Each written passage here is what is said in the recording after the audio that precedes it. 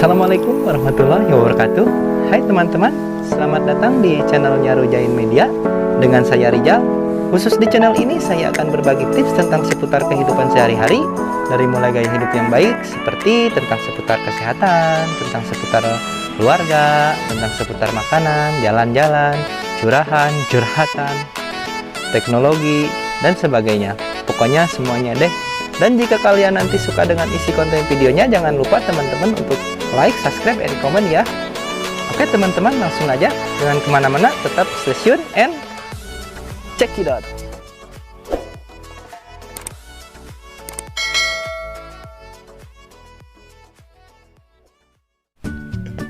Hai sahabat sehat.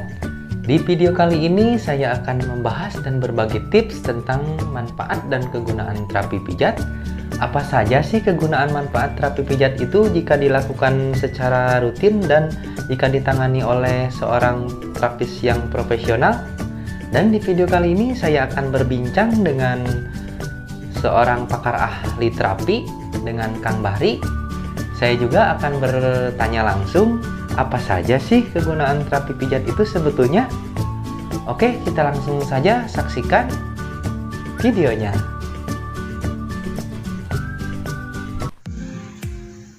Oke, langsung aja teman-teman, kita akan membahas tema kegunaan terapi pijit dengan narasumber Kang Bahri, pakar terapis pijat dan bekam. Tapi di tema kali ini kita akan membahas kegunaan terapi pijat dulu, dan nanti video selanjutnya insya Allah kita akan membahas tema tentang manfaat terapi bekam ya Kang Bahri ya. Insya Allah, siap. Oke, langsung saja di tema kali ini kita akan membahas tentang kegunaan terapi pijat. Manfaat ya.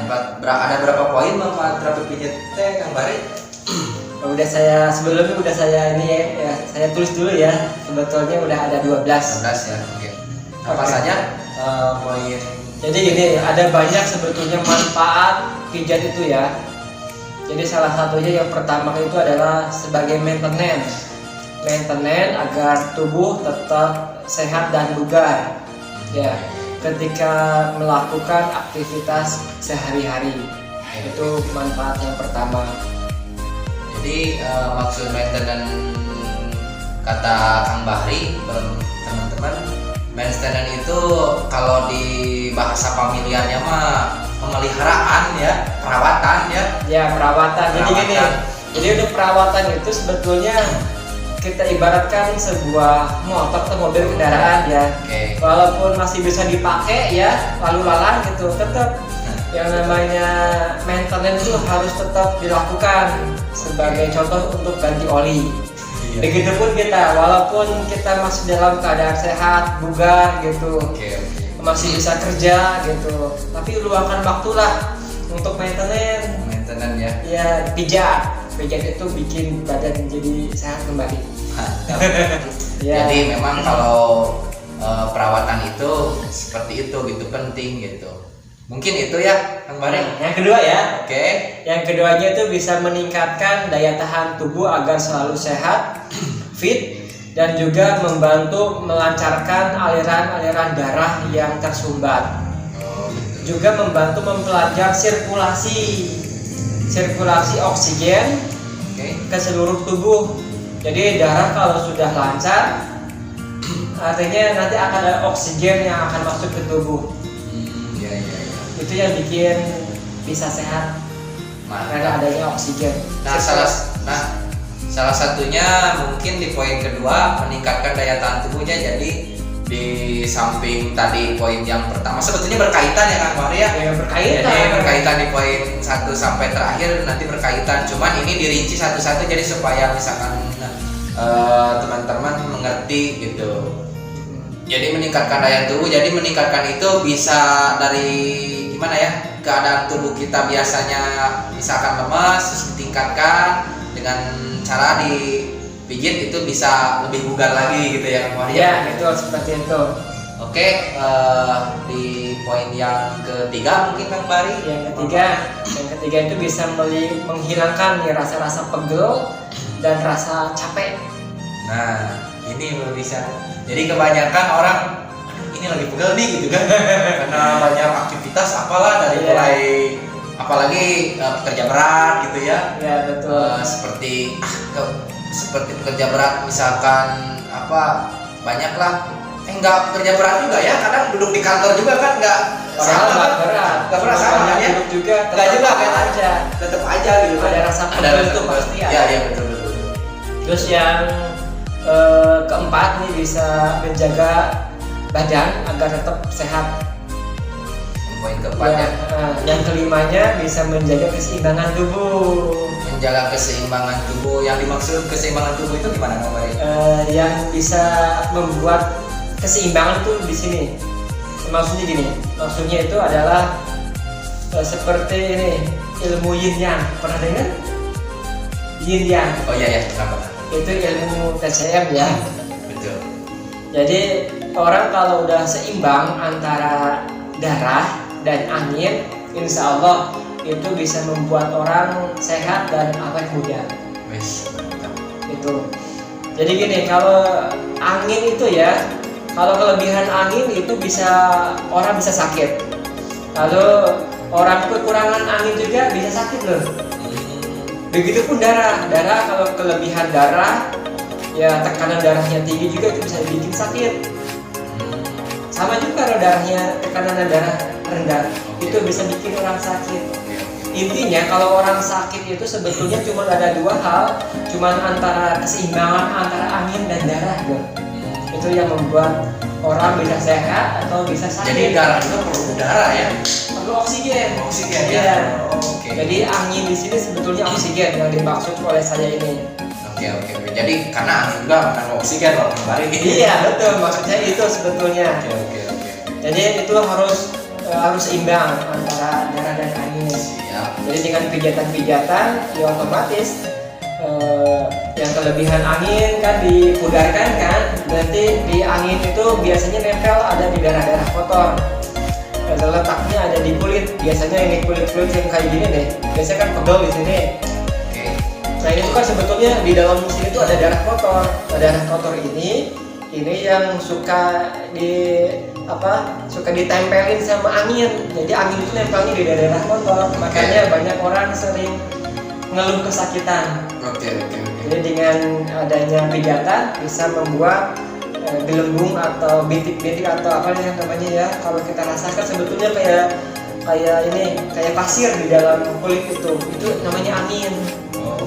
Jadi kalau udah seimbang ya udah. Oke. Orang bisa sehat lagi. Seperti itu. Next ke poin yang ke-7 ya Kang Maria, ke-6 ya? Yang ke-6. Jadi ke-6 itu bisa meredakan otot-otot yang tegang dan kaku. Nah, ini ya. Ini nih kebanyakan orang ya. Biasanya orang olahraga otomatis ototnya tegang. Yang tuh pemirsa, jadi orang yang fitness, orang yang banyak lari, otomatis pasti tegang. Nah, ini. Jadi kebanyakan gini ya, di masyarakat kadang banyak yang nggak tahu ya Kang Maria. Sesudah olahraga itu blank udah ya. Padahal SOP-nya sesudah olahraga itu teman-teman harus dipijit ya. Pijit kayak atlet-atlet semacam Cristiano Ronaldo, Lionel Messi ya. Itu tuh punya terapis pribadi ya. Ya. Pastinya dia punya tukang pijat sendiri lah. Ya. Oke. Jadi kalau udah ototnya tegang itu biasanya, apalagi orang yang punya keluhan ya, biasanya jarang olahraga, lalu tiba-tiba dia olahraga, apalagi itu tuh biasanya dia tuh tegangnya tegang banget. Kadang kalau dia tidak kuat dengan tegangnya bisa kram loh. Yang suka olahraga bisa kram. Yang suka olahraga juga harus dipijit, apalagi yang jarang. Itu bisa kram kakinya. Kram itu bener-bener pengen nangis. Jadi kalau pernah nggak para YouTuber kram, itu sakit banget. Seakan-akan itu nggak bisa berkutik gitu. Kalau udah kram itu, misalnya di sini ada kram, ini nggak bisa dibengkokin, selalu tegang terus, dia harus tunggu beberapa menit baru bisa bener lagi. Itu kram. Nah, makanya kalau udah tegang, ya bagusnya segera dipijat. Itu bisa jadi lentur lagi. Oke. Oke gitu ya. Untuk di poin yang ke berapa tadi teh, ke-6 ya. Ke-6. Next ke poin yang ke-7 berarti Yang kemarin. ketujuh itu bisa mempercepat pemulihan tenaga dan meredakan rasa-rasa capek atau kelelahan yang benar-benar sayang. Kalau bahasa Jawa sayang banget itu kan orang Jawa mah. Benar-benar capek banget. Jadi kalau udah dipijat itu bisa mempercepat pemulihan Pemulihan, ya. tenaga. Oke, jadi teman-teman maksud pemulihan di sini ketika kita merasa kecapean ya. Ya. Jadi bisa dengan terapi pijat, jadi ototnya jadi rileks lagi mungkin gitu ya. Ya, Di seperti itu. Poin yang ketujuh. Oke, next ke poin yang selanjutnya, poin Yang ke-8. ke-8 bisa meningkatkan kelenturan sendi dan pergerakan. Maksudnya gimana Kang Bade? Maksudnya gini, biasanya orang ya kalau sudah pegang ototnya, Oke. apalagi yang pendaki gunung, ya, pendaki gunung kan, biasanya otot-ototnya pada kencang. Oke. Apalagi mau naik tangga ya, Oke. mau naik tangga. Kalau sudah ototnya kencang naik tangga itu sangat kesulitan, benar-benar sulit, sakit, apalagi persendian. Sangat capek. Biasanya kalau sudah pijit pasti enak kembali, bisa lentur. Persendian bisa enak kembali. Engsel-engselnya bagian sini, bagian lutut, kaki, wah enak. Oke. Makanya harus dipijat. Nah, itu pemirsa ya. Langsung aja next ke Yang ke-9 itu bisa meningkatkan kemudahan dan efisiensi gerakan. maksudnya meningkatkan Jadi kemudahan kalau dan sudah efisiensi gerakan. lentur ya makin enak aja nih. Sebetulnya nggak jauh beda dengan yang ke-8 sih, Ke-8 meningkatkan ke gerakan ya. Gerakannya, oke. Gerakannya supaya lentur kembali, nggak jauh. Kembali lah ya. Terus yang ke-10 itu bisa meningkatkan dan memperbaiki daya tahan tubuh. Tahan tubuh. Ya, Maksudnya gimana itu? Jadi kalau- memperbaiki daya tahan tubuh. meningkatkan dan memperbaiki daya tahan tubuh. Jadi orang yang sudah loyo otomatis jika dipijit pasti akan naik lah. Seperti itu. Oke. Akan naik lagi ci-nya, energi darahnya. Mungkin Lanjut kalau lagi. baterai mah udah lobet gitu ya, meningkat lagi ya. Iya, bisa meningkat lagi. Yang ke-11 ya. Yang ke-11 nih. Yang ke-11 itu bisa meredakan ketegangan sakit kepala karena migrain. Migrain. Nah ini ngomong-ngomong migrain ya kemarin, migrain itu sebetulnya itu teh banyak faktor ya, mungkin nggak dari makanan juga gitu ya, mungkin dari faktor. Iya biasanya Angin karena gitu ya. angin dan darah. Tapi ada juga memang dari makanan juga deh, harus seimbang gitu mungkin ya. Kayak bisa karena Dari asam lambung. minyak juga mungkin. Asam ya. lambungnya terlalu tinggi juga bisa mengakibatkan migrain loh. Oh iya. Iya, karena awal mula orang sakit sebetulnya bukan hanya dari angin, sebetulnya dari apa yang kita makan. Banyak faktor pemirsa. Jadi apa yang kita makan, apalagi orang telat makannya ya, Iya, itu iya. mengakibatkan daya tahan tubuh bisa ngedrop.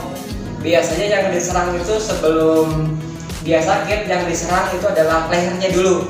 Leher kalau sudah tegangnya tegang banget leher itu Oke. artinya angin udah masuk, sudah nempel. Oke. Jadi yang pertama itu, jadi ibarat leher itu sebagai sensor kita. Jadi leher kalau sudah merasa berat, nah otomatis daya tahan Memang angin kebanyakan kita ke sini ya. Kita ngendarain motor juga Ya, kan. sebetulnya yang diserang itu Kebanyakan ini, sini. Oh yang diserang ini ya. ini dada dulu, Oh, oke. dada yang diserang sehingga leher juga ikut tegang. Hmm. Jadi kalau ibaratnya leher itu memang seperti sensor dulu. Oh. Tahu sensor kan? Tahu lah. Sensor itu seperti ini, alat elektronik yang bisa membuat gerakan-gerakan Gerakan sensorik ya. sensorik gitu. Oke. Kayak remote itu sensor Kayak ya. remote ya kayak gitu. Kan itu indikator atau lampu merah lah. Lampu merah. Jadi kalau udah ada ketegangan di leher, biasa daya tahan tubuh mah. Oke. Gitu. Jadi yang namanya migrain pasti akan terjadi. Migrain sakit kepala gara-gara lehernya pegel. Jadi leher itu kalau udah pegel dia bisa nyambung kemana-mana, bisa ke dada, bisa ke sini nih, ke sayap tangan kita. Iya. Itu anginnya pada nempel di sini, termasuk ke belikat-belikat pasti akan nempel. Nah itu pemirsa ya. Jadi intinya mah akan ngerembet gitu ya, Kang Bahri ya. Iya, akan nyambung kemana-mana kalau udah kena angin. Nah, ini sekarang next ke poin yang keberapa? Ini Kang yang Bahri? ke-12. Yang ke-12. Yang Oke. ke-12 itu bisa membuat pikiran jadi saya santai dan Santai. rileks. Wes, santai. Ih. Ini nih yang saya suka nih. Pasti rileks. Pengen Kang Bahri pikiran relax. Banyak Iya. kan orang kadang gini ya Kang Bahri ya. Pikiran itu kan banyak ya faktornya, dari mulai banyak pekerjaan bisa stres ya. Iya, betul. Nyumbat juga mungkin darah ya. Iya. Dari gini, dari misalkan banyak kerjaan, terus apalagi banyak masalah apa dan sebagainya, itu biasanya kan tegang, itu kan gampang tegang. Iya. Jadi gini, kalau sudah puncaknya pegel, capek karena masuk angin atau apapun gitu, orang kalau udah dipijit pastinya pikiran jadi rileks. Bahkan orang yang dipijit itu bisa tertidur. Bisa tertidur. Iya, karena benar-benar darah itu dibuat lancar dengan dipijat. Jadi Oke. benar-benar pikiran dan otot juga ikut rileks. Oke. Gitu, itu ada 12 macam manfaat terapi pijat seperti Pijat, ya. itu. Oke, teman-teman YouTube, dan jika nanti suka dengan konten video ini, jangan lupa teman-teman untuk like, subscribe, dan komen ya. Iya. Oke, Kang Bahri nuhun ya. Iya, terima kasih. Terima kasih. Bye bye.